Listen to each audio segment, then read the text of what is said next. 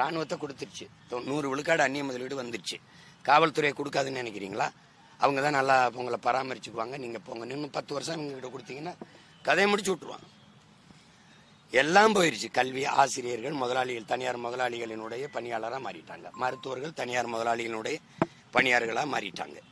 அப்படிங்கும்போது ஒரு முதலாளி இதுக்குள்ள வரும்போது அவனுக்கு லாப தேவைதான் இருக்கும், மக்கள் சேவை இருக்காது. இந்த யதார்த்த உண்மையை என் அன்பு சொந்தங்கள் புரிந்து கொள்ளணும். அப்புறம் கொடுத்துட்டு அவன் நல்லா வேலை செய்யல, அது கிடைக்கல, இது கிடைக்கலன்னு பேசுறது தப்பு.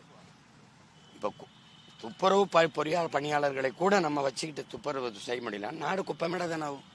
நம்ம கேட்போம், ஆந்திராவில் இருக்க ஒரு முதலாளி, ஸ்வீடனில் இருக்க ஒரு முதலாளி, இந்த மாதிரி முதலாளிகள் வந்து இங்கே குப்பையில் இருந்த தொழிலாளர்களை ஒப்பந்தத்துக்கு எடுக்கிறாங்கன்னா தமிழ்நாட்டை சுத்தமாக வச்சுக்கணுங்கிறது அவங்களுக்கு ஏதாவது தேவை இருக்கான்னு பாருங்க.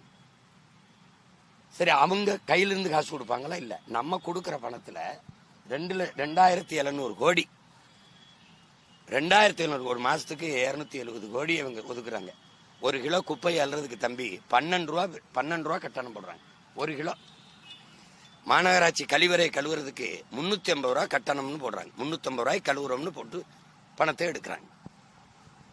அப்ப அது அந்த வசூல் வந்து தனியார்கிட்ட போனாதான் அதை எடுக்க முடியும். அப்ப அரசு கிட்ட இருந்தா அதை செய்ய முடியாது. அதனால இந்த